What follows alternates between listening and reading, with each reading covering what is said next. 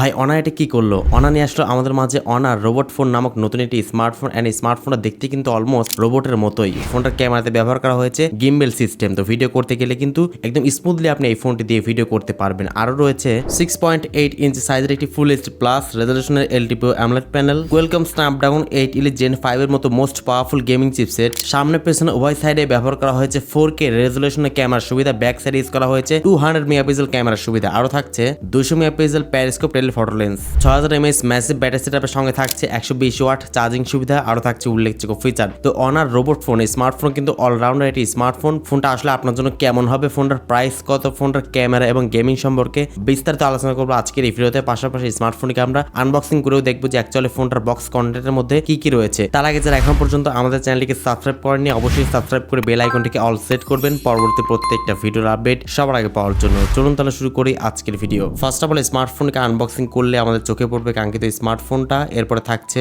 সুন্দর একটি silicon back cover, 120 watt চার্জারটি এবং টাইপ সি কেবল। এটা মোটামুটি স্মার্টফোনটার বক্স কন্টেন্ট এগুলোই থাকছে। ফোনটার ডিজাইন এন্ড লুকস এর কথা বলতে গেলে স্মার্টফোনটার ব্যাক সাইড কিন্তু দেখতে একদম পুরাই ইউনিক। মানে ব্যাক সাইড ইউজ করা হয়েছে বিশাল চমক। ক্যামেরাতে থাকছে গিম্বেল সিস্টেম ক্যামেরা। ক্যামেরাটা আপনি চাইলে সাধারণ স্মার্টফোনের মতোই রেখে দিতে পারবেন, আবার মন চাইলে আপনি গিম্বেল হিসেবেও ব্যবহার করতে পারবেন। এত টেকনোলজি থাকা সত্ত্বেও স্মার্টফোনটিতে ব্যবহার করা হয়েছে IP68/9 রেটিং। মানে স্মার্টফোনকে আপনি চাইলে 1.5 মিটার পর্যন্ত পানির গভীরে কিন্তু ব্যবহার করতে পারবেন। মানে আন্ডার ওয়াটার ফটোগ্রাফির সুবিধা আপনি পেয়ে যাচ্ছেন স্মার্টফোনটাতেও। ডিসপ্লেতে ব্যবহার করা হয়েছে 6.8 ইঞ্চি সাইজের একটি ফুল এইচডি প্লাস রেজলিউশনের এলটিপিও অ্যামোলেড প্যানেল, সঙ্গে থাকছে 120 হার্টজ এটি রিফ্রেশ রেট সুবিধা। এলটিপিও অ্যামোলেড ডিসপ্লে দেওয়াতে স্মার্টফোনটিকে কিন্তু আপনি আউটডোরে ডিরেক্ট সানলাইট ইউজ করার সময় কিন্তু একদম ক্লিয়ারনেসের সাথে আপনি উপভোগ করতে পারবেন। পাশাপাশি যেহেতু ফুল এইচডি প্লাস থাকছে তো সেক্ষেত্রে কিন্তু শার্পনেস বা ব্রাইটনেস জনিত কোনো প্রবলেম আপনাকে একদমই ফেস করতে হবে না স্মার্টফোনকে আউটডোরে ব্যবহার করার সময়। পাশাপাশি ইনডোর কন্ডিশনে অনেক ভালো। ফোনটি আপনি চাইলে কিন্তু ইউটিউব কন্টেন্ট ওয়াচিং থেকে শুরু করে মাল্টিমিডিয়া এক্সপিরিয়েন্স এবং গেমিং করে এখান থেকে আপনি বেটার একটা আউটপুট আপনি অবশ্যই পেয়ে যাচ্ছেন।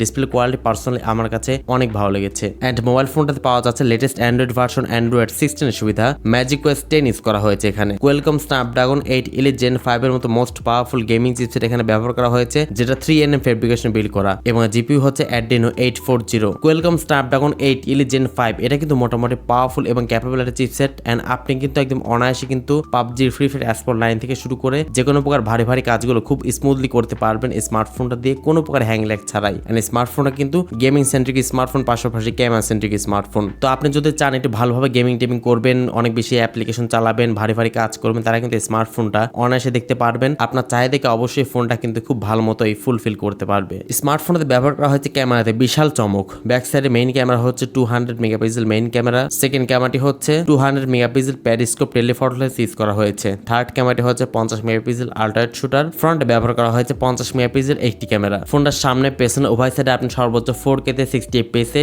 ভিডিও শুট করতে পারবেন। ব্যাক সাইডে রয়েছে গিম্বেল সিস্টেম ক্যামেরা। বুঝতেই তো পারছেন ভিউয়ার্স, এই ফোনটা সবচাইতে বড় বিশেষত্ব কিন্তু এটাই। তো ক্যামেরা কোয়ালিটি কিন্তু পার্সোনালি আমার কাছে একদম 10 এ 10 মনে হয়েছে। যেহেতু ফোনটা এখনো পর্যন্ত আপকামিং রয়েছে তাই ক্যামেরা স্যাম্পল নিয়ে অত বেশি ইনডেপথে গেলাম না। ফোনটা লঞ্চ হলে অবশ্যই ফুল রিভিউটা আমাদের চ্যানেলে আপলোড করা হবে, সো সাবস্ক্রাইব করে আমাদের সাথেই থাকবেন। এছাড়া ফোনটাতে ব্যবহার করা হয়েছে লাউড স্পিকার, 3.5 মিলিমিটার হেডফোন জ্যাকটি এখানে অনুপস্থিত রয়েছে। এনএফসি সুবিধা পাচ্ছেন, ইনফ্রারেড পোর্টের সুবিধা পাচ্ছেন এবং আন্ডার ডিসপ্লে অপটিক্যাল ফিঙ্গারপ্রিন্ট স্ক্যানারের সুবিধা পাচ্ছেন স্মার্টফোনটাতে। ফিঙ্গারপ্রিন্ট স্ক্যানারটি যথেষ্ট ফাস্ট এবং অ্যাকুরেট বলে জানতে পেরেছি। তো অ্যাটলাস ফোনটার ব্যাটারি নিয়ে বলতে গেলে ফোনটার ব্যাটারিতে ব্যবহার করা হয়েছে 6000 mAh এটি ম্যাসিভ ব্যাটারি সেটআপ এবং 120 ওয়াট চার্জিং সুবিধা। 6000 mAh দেওয়াতে স্মার্টফোনটিকে আপনি সকাল থেকে সন্ধ্যা পর্যন্ত কিন্তু একদম আরামসে কিন্তু ব্যবহার করতে পারবেন স্মার্টফোনটা। এন্ড 120 ওয়াট চার্জার দিয়ে স্মার্টফোনকে আপনি খুবই ফাস্টলি কিন্তু চার্জ করে ফেলতে পারছেন। অনারের রোবট ফোন এই স্মার্টফোনটা কিন্তু এখনো পর্যন্ত বাংলাদেশে আপকামিং অবস্থায় রয়েছে। এন্ড ফোনটা কিন্তু আসার সম্ভাবনাও কিন্তু রয়েছে। ফোনটা বাংলাদেশে আসলে ফোনটার এক্সপেকটেশন প্রাইসটা হতে পারে 2 লক্ষ টাকা প্রাইস পয়েন্টের মধ্যেই। তো এই প্রাইস পয়েন্টের ফোনটা আসলে কেমন লাগলো আপনাদের কাছে অবশ্যই কমেন্টে আপনার মূল্যবান মতামত জানাতে একদমই ভুলবেন না। আজকের মতো এই পর্যন্তই। আসসালামু আলাইকুম।